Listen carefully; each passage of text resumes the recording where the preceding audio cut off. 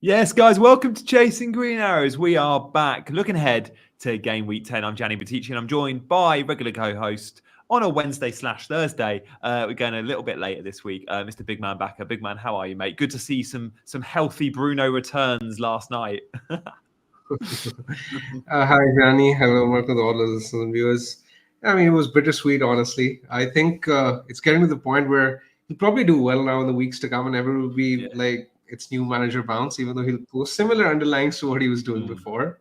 Yeah. I must admit, I heard myself say it. I think I was doing my team selection video last week and said, just looking ahead to future weeks, I'm looking at a Bruno or a Garnacho, like because of the fixture run, the next couple of games after this week, I think it is. It's United players will be interesting, and they scored 5 goals in the EFL Cup under Van Nistelrooy.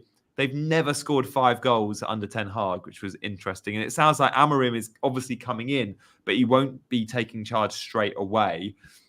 Lisbon want to keep him for they've got a Champions League game against Man City. So Van Nistelrooy is likely to get the next couple of games. But regardless, it's good news for Bruno owners, I think. That extra little bit of momentum off the back of a manager leaving is always fun. But yeah, you're right, big man. It's not as simple as new manager bounce. Like, new manager's not even in yet, and he's been good all year because he's Bruno and he's very good.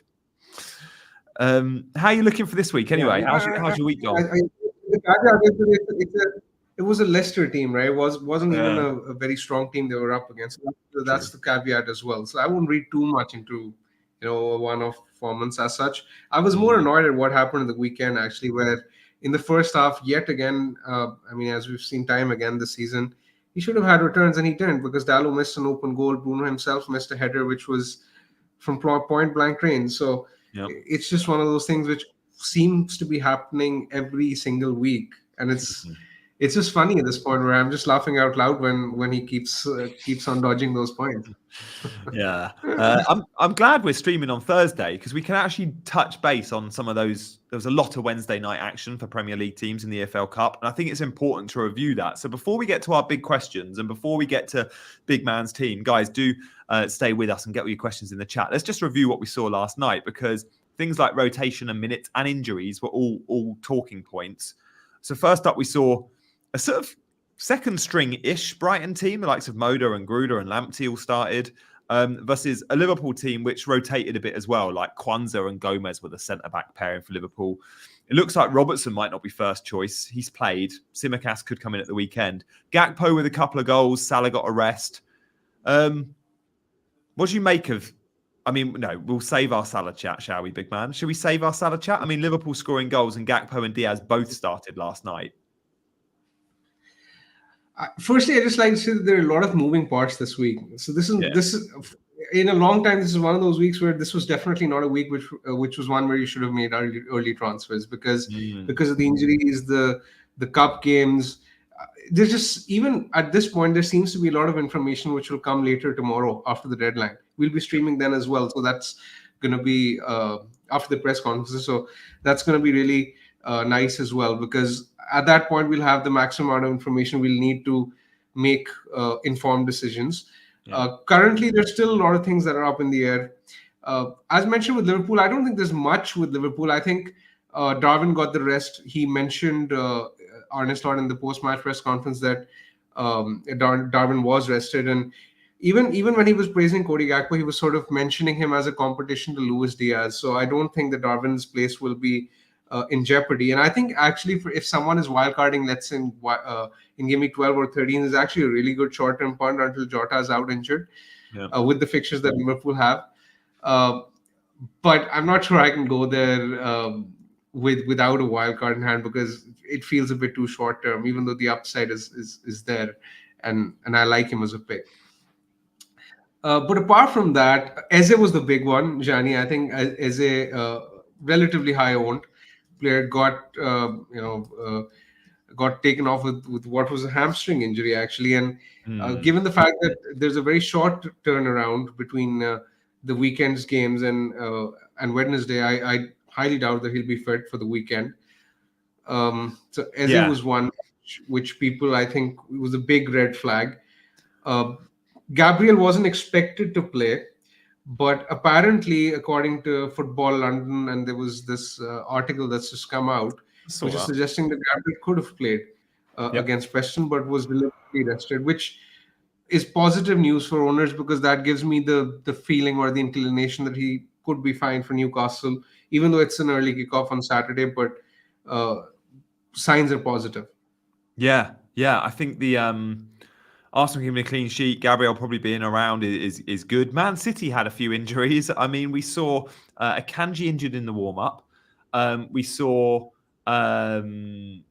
Savio definitely go off injured. Foden got his hour, which would have been pre-planned. Haaland completely rested.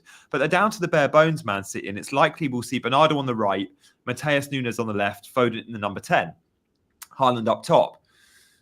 Does that maybe, let's talk a little bit about captaincy, big man, because does that City lineup, and no Doku, no Grealish, no Savio, no De Bruyne, that lack of creativity behind Haaland, possibly, does that affect us with regards to being a possible sell or not being our captain this week? I mean, is it too early in the show to go straight into the Haaland chat? It's a big one.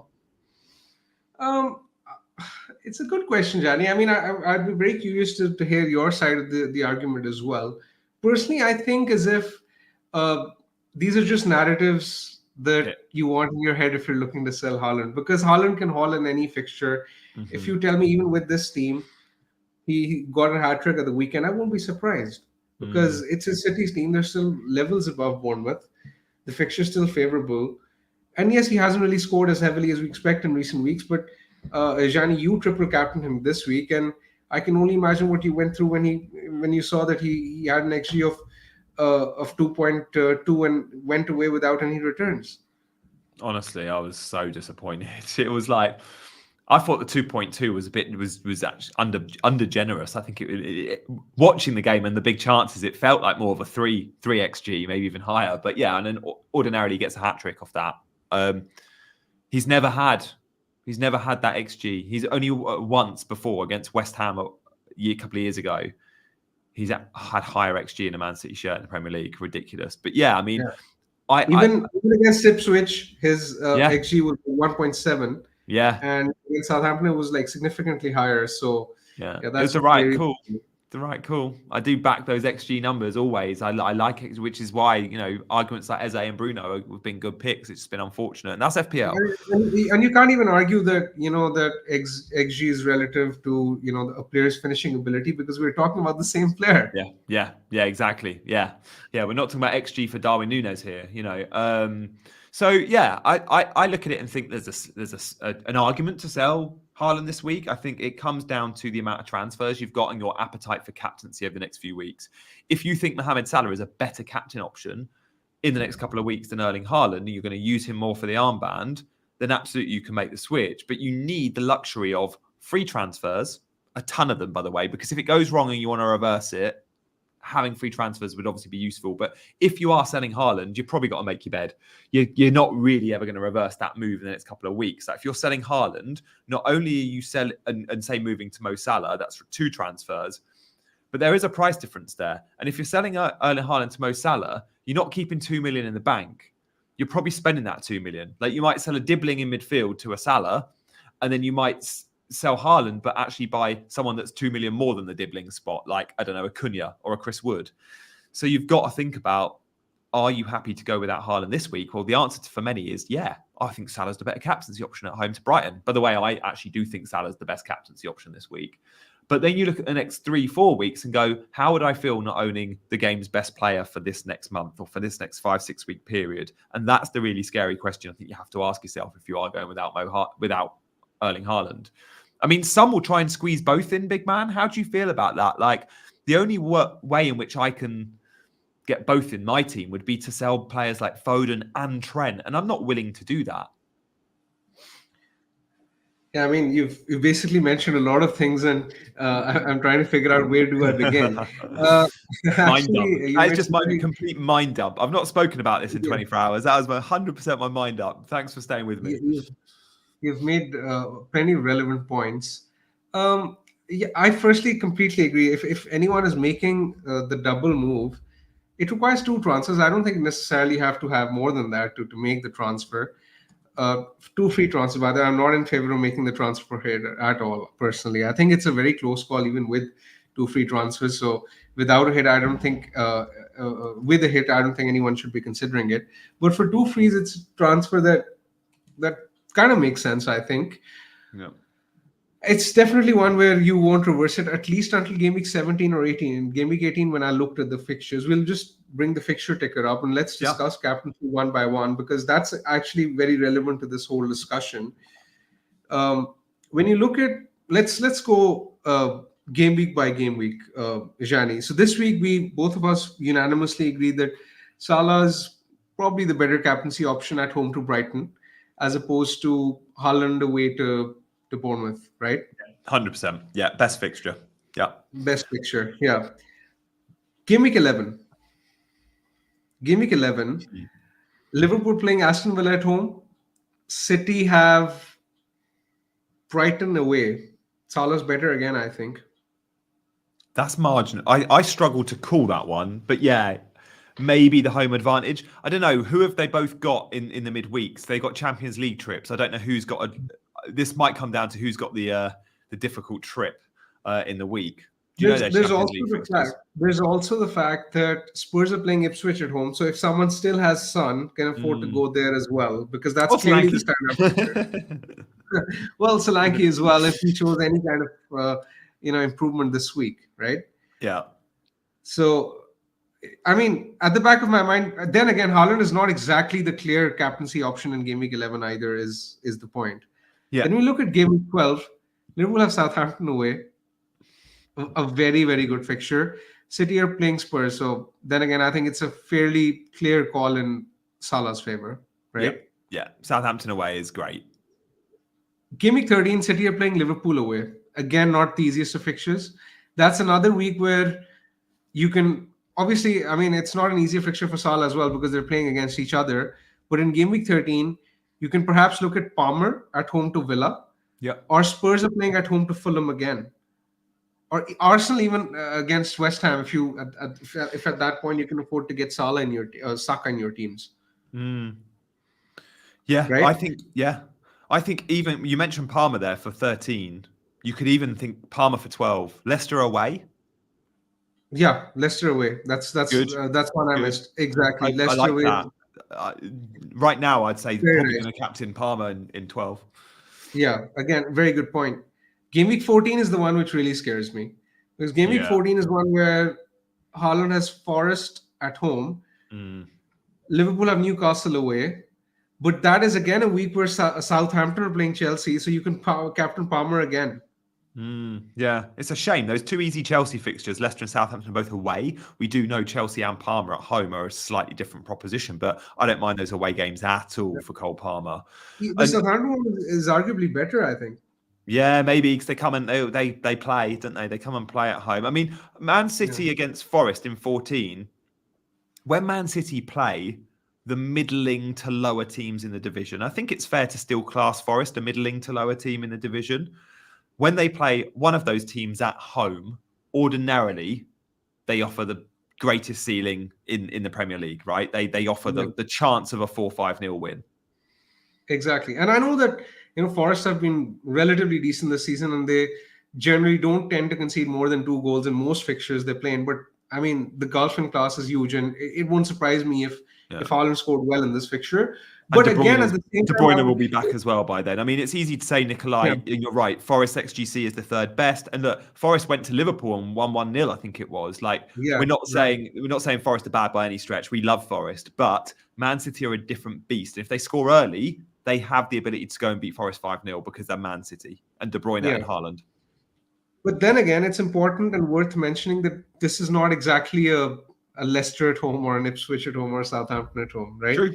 Yeah. It's a good fixture. It's a very good fixture, but it's not like an elite fixture from an attacking point of view, right? Yeah. So my point is, at least from game week 10 to 13, Haaland is not clear captain in any of those weeks, and you can afford to go different. So maybe going for Salah, where he's the optimal captain most of these weeks, and having Palmer is probably the way to go, especially if it allows you to get someone like a Trent. Yeah, exactly that, and that's where I'm at. I think that's where I'm at. I mean, conclusion, Johnny, as I am, because this is big. This is You a can't big have decision you Salah can and have. Haaland, I don't think, happily. I don't mind the And Palmer, right? You're and forgetting Palmer. Palmer. Yeah, and Palmer's a Yeah, lock. So I think it has to be, the discussion is Haaland or Salah I for agree. me. I completely agree Yeah, with you. I yeah, completely agree. And I'm currently leaning towards the Salah transfer. But again, for my team, it's contingent on my defenders being fit because I bought Dunk last week. He got injured. yeah. Gabriel is a doubt. Rico Lewis might not start, even though I expect him to. When you mentioned rotation with City, he's the only player who didn't get subbed even. He played 90 minutes. Have you But seen the Pep Pep did quote say, though? yeah, Pep did say that he's going to play every game because they don't have anyone to replace him with, Yeah, he said he right? can't So rotate Rico Lewis. He just can't do it. But Pep said that before and then benched a player 3 days later. yeah, seems unlikely. Yeah, it does seem very unlikely. I think Rico's good. And Exactly. Gabriel, it feels like he's good. And also Lewis Dunk, I mean, reported by The Athletic a couple of days ago, he's going to be out for 3-4 weeks. And now it's rumoured that he's in contention this weekend. So you might be all right defensively. Yeah, I mean, as long as I can afford to field, let's say, 3 playable defenders this week, then I'm in favor of using my 2 free transfers for that switcheroo. But it's actually not that clear cut because Jani, while we're discussing the whole of this, it's not easy deciding which budget forward to get. I don't think there's a standout one, and it's not easy deciding which budget midfielder to sell.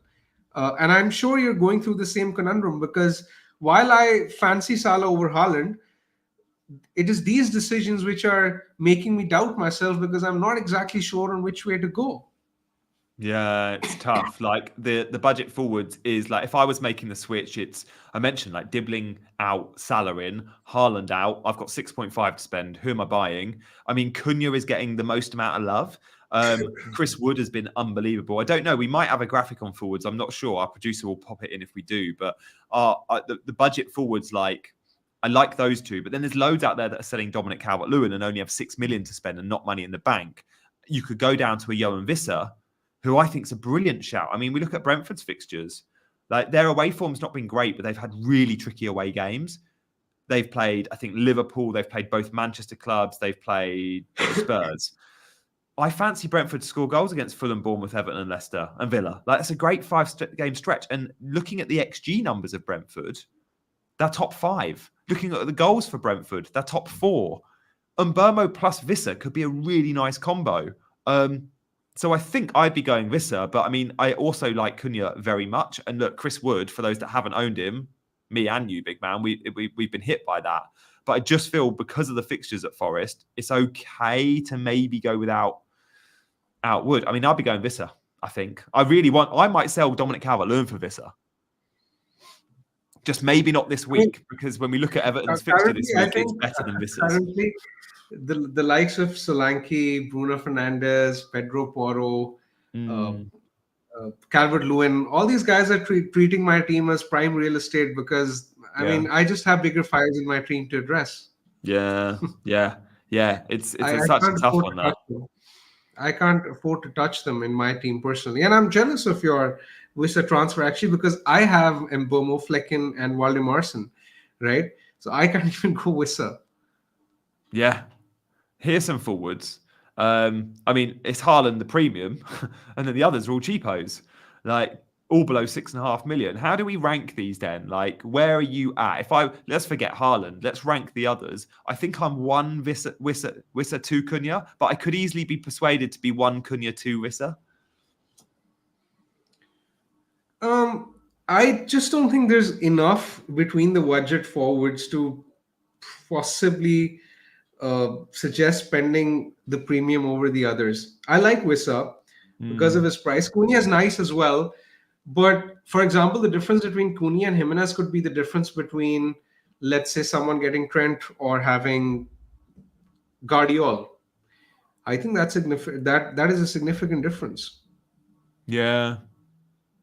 I think that difference is significant. That's why I'm leaning towards the cheaper forwards. Even though Cunha seems like a really nice set and forget for a while. I like Cunha as a pick. But I think for my team, I might go with Jimenez because I might need that extra 0.8 million Yeah. to get Trent later. What would the money be used for later? Trent. Oh, of course. Yeah. Jimenez is a great I shout mean, too. you're in a position where you already own him, right? So you don't have to Yeah. make plans for him. Yeah. But Okay. But you would be yeah, getting you're getting because if you make this move for a budget forward, it means you're buying Salah. If you're buying Salah, do you think there's the necessity to have Trent as well? Obviously, look, they're both great, but by buying Salah, does it not go, oh, maybe I don't need Trent as much, or does that not affect your decision because they're both in their own right the best picks? look, if I'm buying Salah, why am I buying Salah? Because he has good fixtures, and I believe he's the optimal captaincy choice. So Yeah, if he has good fixtures, then so does Trent, and he's likely to do well, yeah, right? yeah. That's what I'm thinking. But it's tricky. It's tricky to sort of figure out because if I want Trent, I'm not exactly sure on who to sell next week because if Gabriel is fit and if Poro has good fixtures, I won't sell Poro. So who do I even sell? Do I sell Dunk? Do I sell Lewis? I don't know. I mean, Lewis is a hard one to read in terms of minutes after this week. Hmm. I mean, for clarity, I'm not looking at buying Trent this week. This is for later purposes, but I'm planning for Trent in the weeks to come, which is why we're having this discussion. But even if I have to buy Trent, I'm not exactly sure on which player to sell. Yeah, that's so tough. I'm glad I've got Trent in. I mean, it was painful because you have to ride out fixtures like Arsenal where you just know he's going to get a 1 or 2 pointer. But now you look forward and go, yeah, I definitely want him in my team. The chances of you buying Mo Salah then, big man, you've got the transfers, right? And you've got the plan of action in place. Are you 50-50 on it? Or are you more likely to buy Mo Salah than not this week? Because if we're having the Salah versus Haaland debate, are you 60-40 on Salah? If injury updates go in my favor, then I think I'm very likely to do it. I would say 70-30 even if Ooh. injury updates go in my favor. Yeah. But if they don't, then it's close to a 50-50. Yeah, you want positive news on News. Dunk, Gabriel, Lewis. Yeah, I mean, Luckily, I have Mikalenko and Poro, so I just need one player to you're play. good then. You're good. You're definitely going to get one of them, aren't you? I mean, I think I, Rico Lewis is fine, but I mean, you're going to get. I think you'll get Gabriel as well. Maybe not Dunk, but Dunk is irrelevant really because I don't need Dunk this week anyway, right? yeah, I'm more concerned about Lewis and I'm more concerned about Gabriel. yeah. I think Rico Lewis has to be fine because I just don't know who they would play there. Like they've got so many injuries, and also you don't start him last night if there's not. He's a young, fit lad. Like I think Pep talks about momentum a lot. And we have to remember when City play football, they often have 70% possession. So they actually don't clock a huge amount of miles, like compared to opposition teams. Guys, do get voted in the poll. Which one, Haaland or Salah? You can only have one. Who are you having in your team? Is kind of, it's kind of that question. Will you Gianni, sell talk to me Haaland for about. Salah? Slightly different, maybe. I don't know. Yeah. We can maybe reword it or whatever. I mean, let's discuss this graphic on screen. I mean, Brighton. I remember Salah scored, I think, thrice against them last season. He did really well. I remember he scored twice at the Amex, and I think it was once at Anfield. So he clearly likes playing Brighton at home or away. But let's discuss the budget forwards. Actually, I mean, I want to hear more about Raul Jimenez from you. What do you think about him? He seems to be hitting that form of old, which is really nice to see. I never thought he'd hit that level again, but he's doing really well. The fixtures are really good.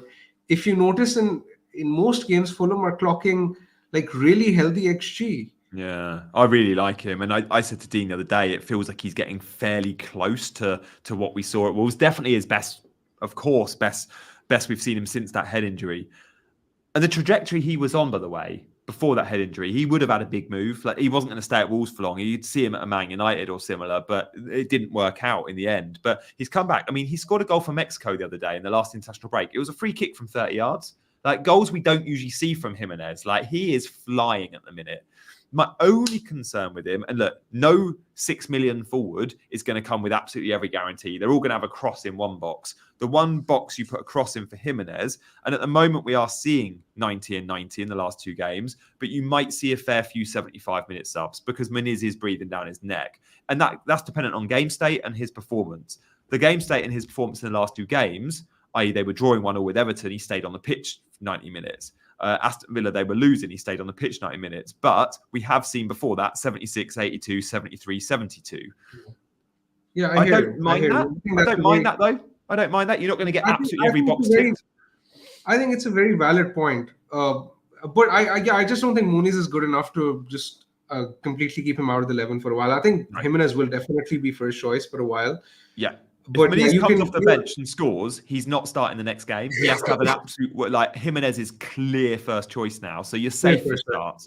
Yeah.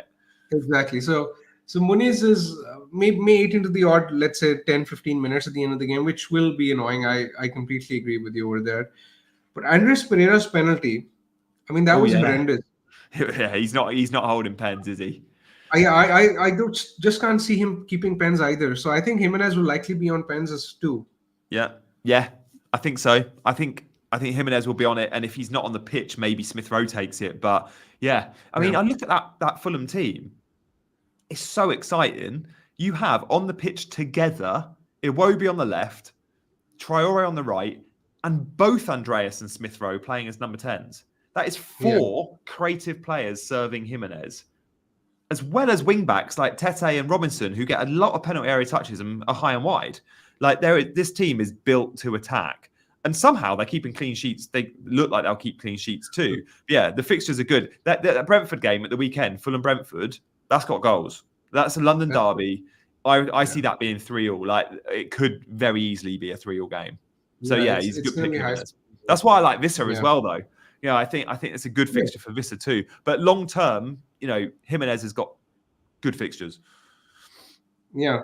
And the one thing that was sort of putting me off was the fact that his South American travels to Mexico, comes back then. But recently I saw that in the Mexico game that they played against US, he clocked close to 82 minutes on the 16th of October.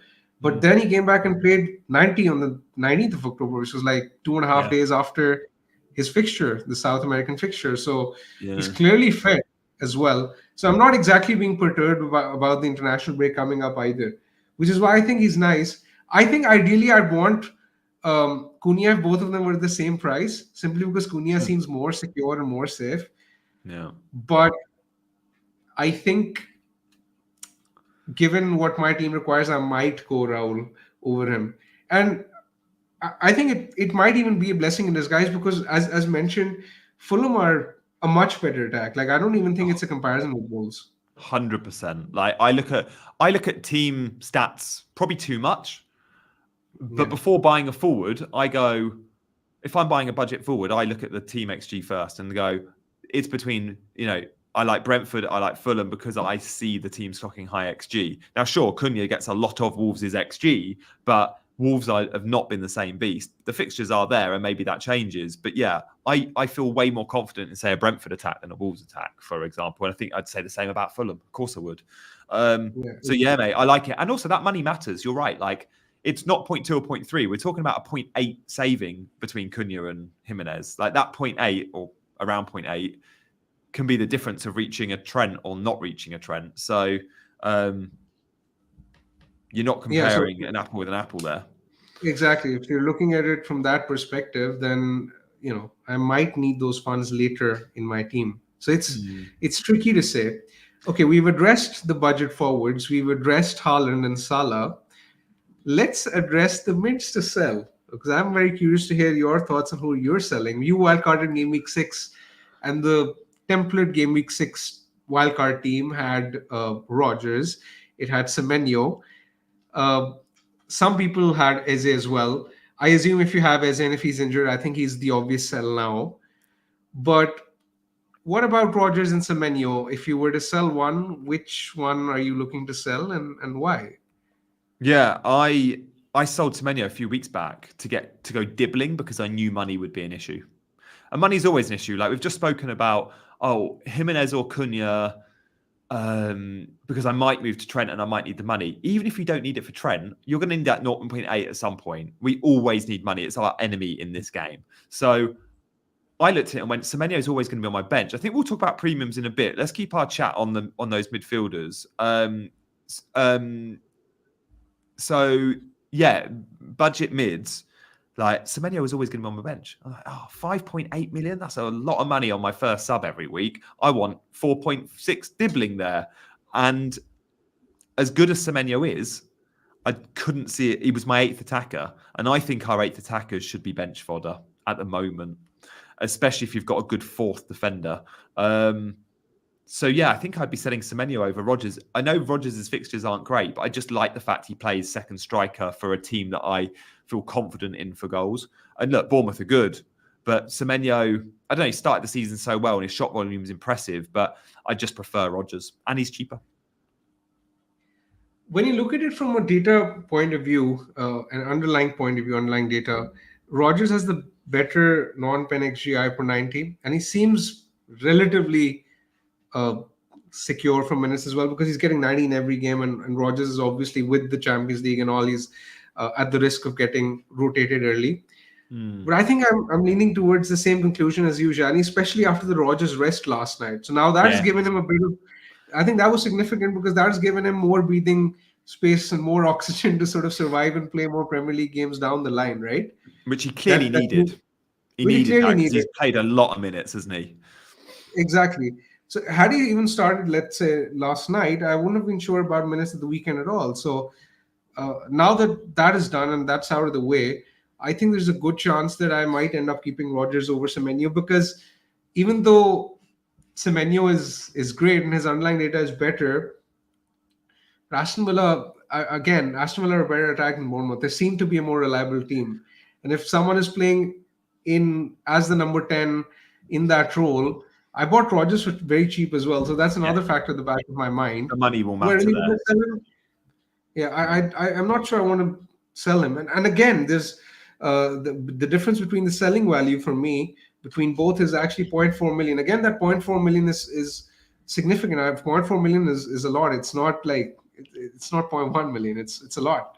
Yeah, I'm with you. By the way, the Spurs fixture for Villa is one you fancy them to score in, especially with injuries like Van der Ven went off last night early, and you always fancy Spurs to concede. So yeah, I like Rodgers, and I think the money again matters. It's a bit like the conversation between Cunha and say Jimenez. It's like if there's very little to split them, but the money is 0.7, 0.8, well that's enough just to go. I'll go with that one because we're all trying to squeeze in the extra premium. Like we've moved to say a Cole Palmer, we want Trent, and then we've got a Haaland or a Salah, and then look, we're going to want a Saka at some point as well. And with that in mind, all of our decisions should be focused around if we're buying enablers, buy cheaper ones, especially if there's not much splitting too. Danny, have you given any thought of selling Dibbling instead? Because you have Dibbling too, right? So maybe you can sell Dibbling's Dibbling the over only one. Semenyo. If I was buying Mo Salah, and I'd say I'm only 20% likely to do that, I think I'm going to be running with Haaland because I don't have the free transfers. If I had 3 free transfers in the bank, I think I'll be selling Haaland for Salah this week. But the fact that it would take a hit to do it, there's not enough. I don't feel strong enough on it that it justifies the hit and maybe a further hit down the line. So yeah, Dibbling would be the midfielder that makes way, and then Rodgers would actually become my 8th attacker. Not great.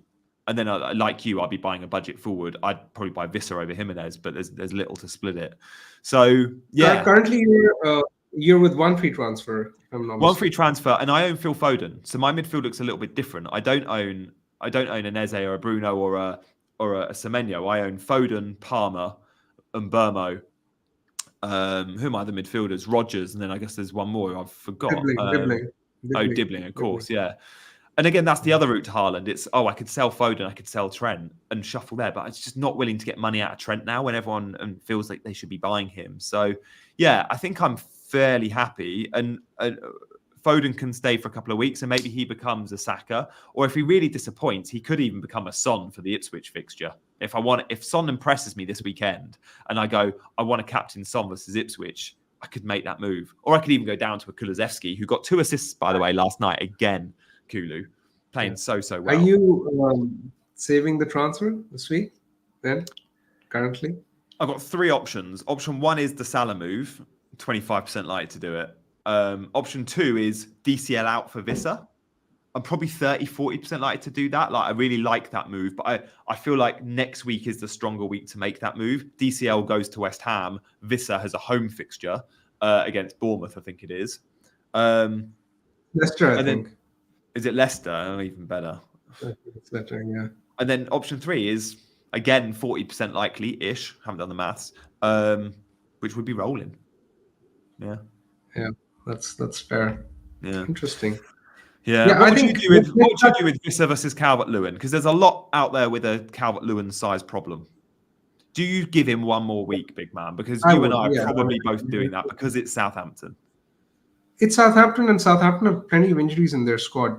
I would definitely give Calvert-Lewin. Yes, I mean, he's been terrible in recent times, but it's Southampton, and I don't think it's worth moving for one free transfer. I think there are bigger priorities that people need to address in their teams. For example, the defensive injuries, the injury to Eze. Maybe if they have multiple free transfers, they can afford to sell Haaland. I just think there are higher gains to be made. I think it's a very low ceiling transfer. You don't have any of those. You don't have any of those problems. I've not really got defender problems. I would say that's what I'm saying. I would say you would, yeah. Even if you've not got other fires, it's still because it's Southampton who conceded 2 goals to Stoke in the week and played midweek. Everton, did Everton play? No, Everton weren't in the EFL. So again, they've had a free midweek. Everton, I think, which maybe matters. You know, teams like Southampton, you know, extra heavy legs maybe. Yeah, I think let's come to the last piece of the puzzle or the jigsaw before we start taking questions. Yeah. Trent, you have him. As an owner, it's easy to keep him at this point now that you've held him for so long. Yeah. For people who don't, especially like myself or for others, would you make any plans to buy him in at this point? Or do you think the fixtures are still not good enough over the long term to probably justify his price? I think the fixtures are really good for him now. Like I heard a lot of people say this is the period you can go without Trent, and they were right to an extent because it was Chelsea and Arsenal. But it was only Chelsea and Arsenal, game week 8 and game week 9. And he did. He got a 2-pointer and a 1-pointer. Right time to sell. But I disagree. So I agreed with that part of it. But I disagreed with the fact that his fixtures aren't good for a while because I was like, game week 10, Brighton at home, that's a good fixture. Game week 11, Villa at home, I could very easily see Trent keeping a clean sheet against Villa at home. And then it's Southampton away. Like, I think the fixtures right here, right now are good for Trent. They're the best defence in the league. Like, you can go and spend 5 million on a Canate, sure. But I would want coverage in that Liverpool defence. And yes, we haven't seen the upside from Trent yet. I think we've only seen one attacking return all season. I think we've seen a measly assist. And I think that was game week 1 or 2. But what we have seen is really good. Maybe not peak Trent, but we have seen good underlying data. His XG has been all right. His XA has been really good.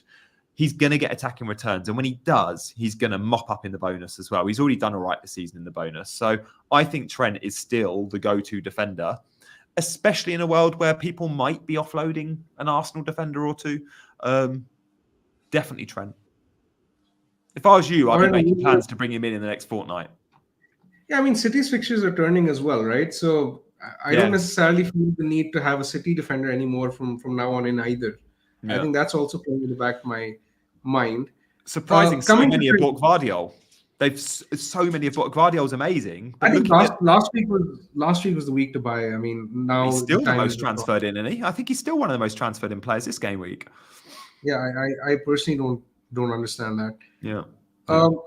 Okay, I'll play devil's advocate with Trent. You can argue that Brighton and Villa are fixtures where you can get attacking returns, but you'd still expect Brighton and Villa to score, probably. Southampton is the money ball fixture where you'd be very scared of not going without him. But after Southampton, he has Man City at home, Newcastle away. Again, not the best of fixtures. So maybe you can afford to avoid him at this point. Possible, but when we talk about, that team might score, we have to remember we're not talking about Jurgen Klopp's Liverpool. This is the best defence in the league. I remember saying all last season to you, you've got double Arsenal defence, big man. I'm very happy owning just one of them because they're going to concede versus Villa. They're going to concede versus Brighton because they're good attacks.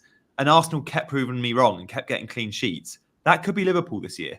Arne Slot's Liverpool play with more control. They're very good at the back. Van Dijk, Konate, Trent, plus Tsimikas or Robbo, whoever's in, always has a good chance of a clean sheet, no matter who the opponent is, because I think this Liverpool is different. They're not as exciting in attack, but they're better in defence than what we saw under Klopp at the end. Trent's going to get loads of clean sheets in those fixtures. You know, that Newcastle away fixture, I won't be surprised to see Liverpool win that 1-0. Like, I think this Liverpool team's going to be a bit more boring and they're going to just mop up in clean sheets. Yeah. Coming to that argument, Liverpool are comfortably the best team for XG conceded this season. Like, they really are, aren't they? They're head and shoulders, yeah. The XG conceded is 7. Second best is Man City with 9.1. Third best is Villa with 9.2. And then you have the rest. So that's a significant difference. They're already 2 goals better off as compared to the rest of the pack, despite having played an equal number of games. What I will say with Trent is that, yes, I mentioned that he has City in 13 and Newcastle in 14. But after that, it's great. He has Everton, Fulham, Leicester in 3 of the next 4 weeks. So the run is scary. So he's definitely a buy from game week 15. Yeah, 15. And 2 of those games, I think the Fulham game and the Leicester game are both home. And again, it's those games at Anfield against lower opposition. You just you bank clean sheets. Like, of course, he's surely. He's a must buy in 15. I think he's a must buy in 15. Yeah, but he's got. I think even game week 10 and 11, like right here, That's right exactly now. What I'm trying to, that's exactly what I'm. That's exactly what I'm trying to come to. Yeah. So if he's a must buy in game week 15, right? Yeah, you probably prepone or bring that transfer forward and do it in game week, let's say 10 or 11. Before the Southampton game, so that he can take advantage of a potential huge haul, right? Yeah.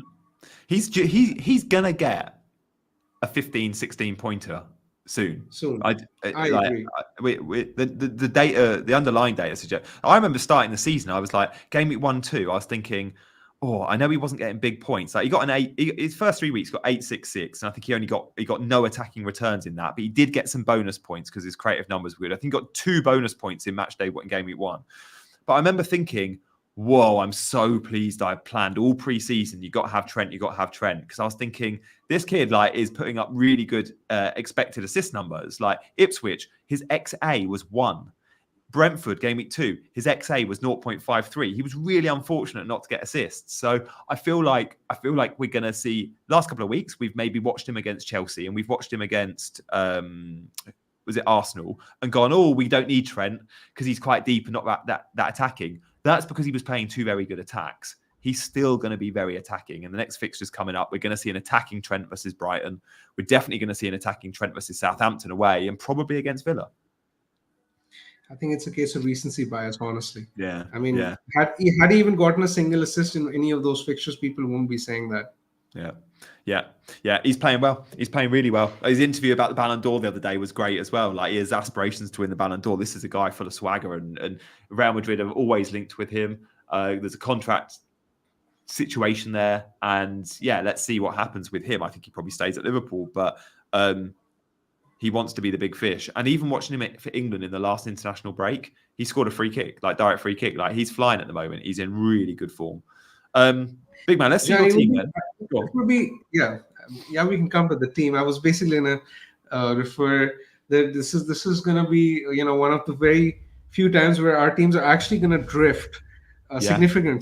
I think in terms of our structure, because if I go to a Salah team, then obviously I think the variance between my team and your team is going to be significant in the weeks to come. It is, and I'm guessing there's not much to split us in terms of rank. Like, I might have a couple more points. I think I had I think you're actually. I think you're 7-8 points ahead, but it's the triple captaincy. So if you take that apart from it, then I'm 11. Similar. I'm 11. 11 points ahead. So we're both doing so rubbish. But yeah, it's a bright future for both, I reckon. Like, I hope, in a way, those that go Salah and back against Haaland, I hope it doesn't really hit them. I can see both the teams picking up good points. I don't think it will be a massive split. Let's see. I mean, you never know. The worst part would be to witness any kind of variance, which is the last thing you want to see. Yeah. Because both will be I guess a lot of teams with Haaland will also have perfect enough reason to keep him, or they'll have bigger fish to fry or whatever. And those who were brave enough to jump on Salah will probably deserve not to be punished that heavily as well. But again, I don't think it's an outcome that you can, let's say, measure or assess after a couple of weeks. It's a game for, let's say, 4, 5, 6 weeks, and after, let's say, a sustained 6 week period, then you can assess the results of how things have gone. Yeah, exactly that. And let's not be too knee-jerky. And just remember, guys, if you are going against Haaland, you're not doing it for a week or two. It's too costly in terms of transfers. You're probably spending the money and you're probably making your bed for 5-6, which is absolutely, I think, the right way to go if you are going against him. So, yeah, you're right, big man. We've spoken about your team loads, but it's nice to see it and go, yeah, there are a few possible fires when we talk about Porro or Solanke, players not performing, but you're going to obviously, Calvert-Lewin, you're going to obviously be keeping them. The big move for you will be, what midfield did you sell if you do go Mo Salah? And you're thinking maybe Semenyo over Rodgers, yeah? I am currently, because of the 0.4 million difference. It says 5.4 over here, but my selling value is actually 5.2.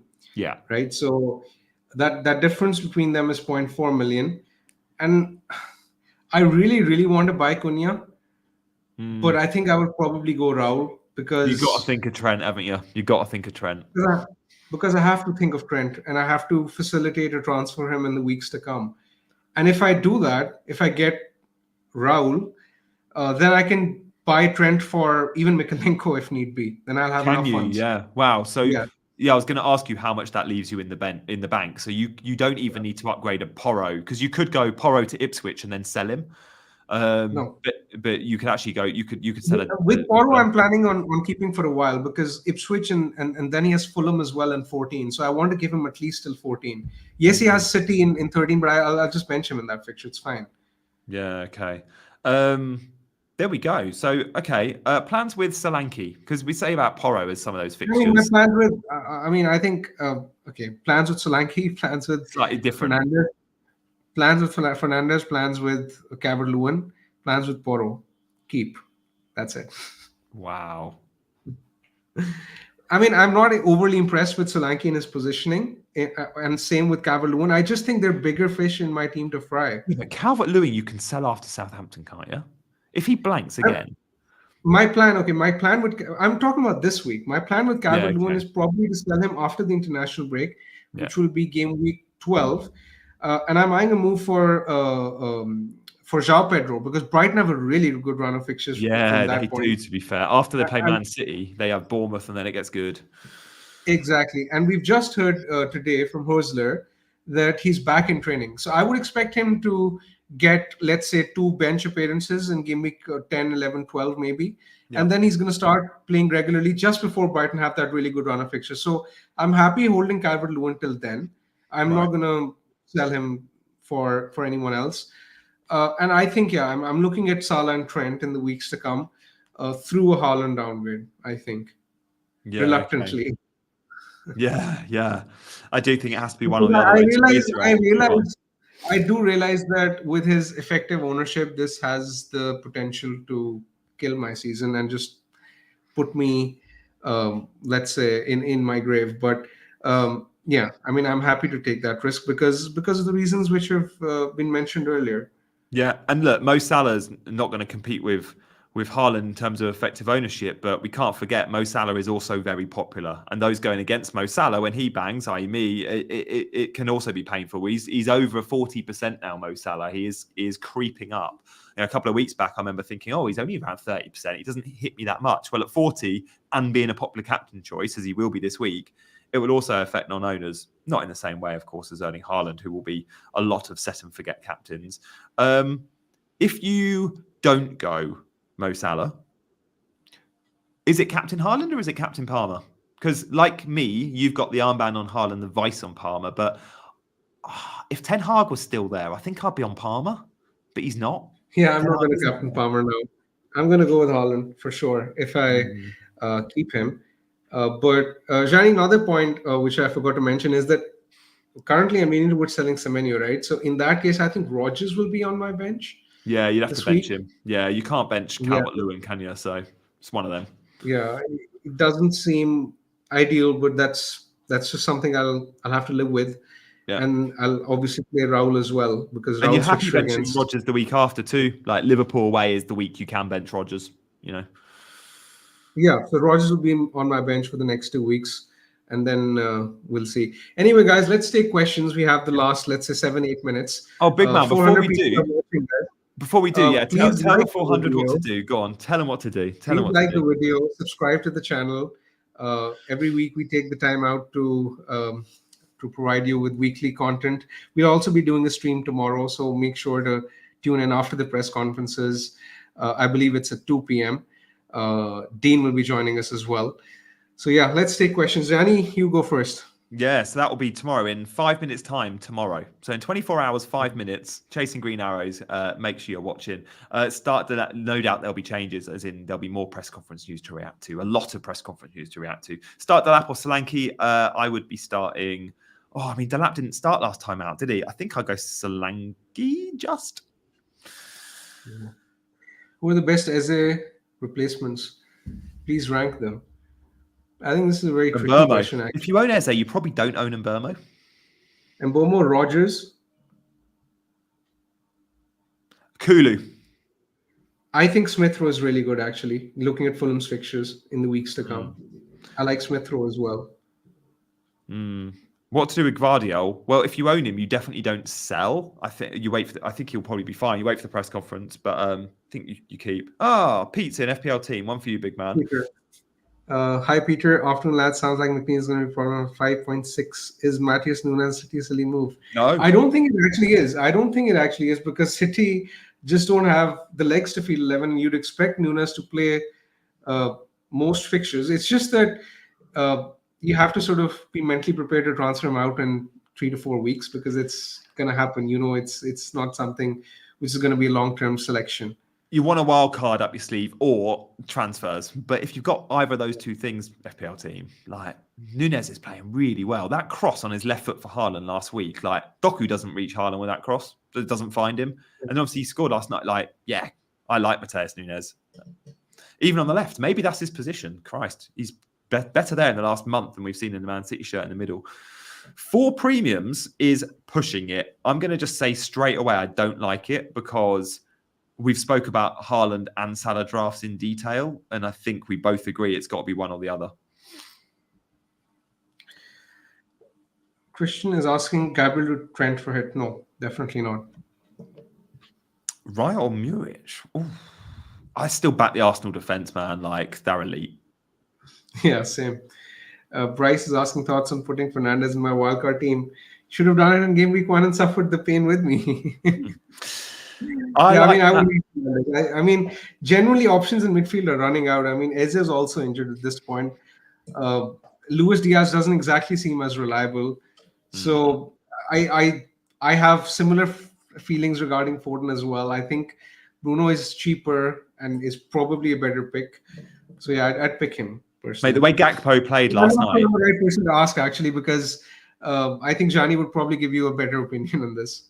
No, if I was wildcarding game week 12, I'd have a United mid in. I don't know if that'd be Garnacho or Bruno, depending on money. Probably end up being Garnacho because of funds, but I would genuinely go for Man United, one of those 2 in 12.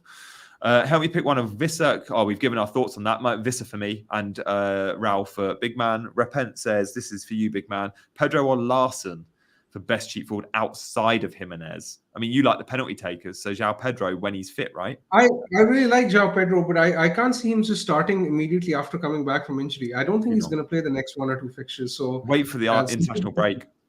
Yeah, João Pedro's time is after the international break. I agree.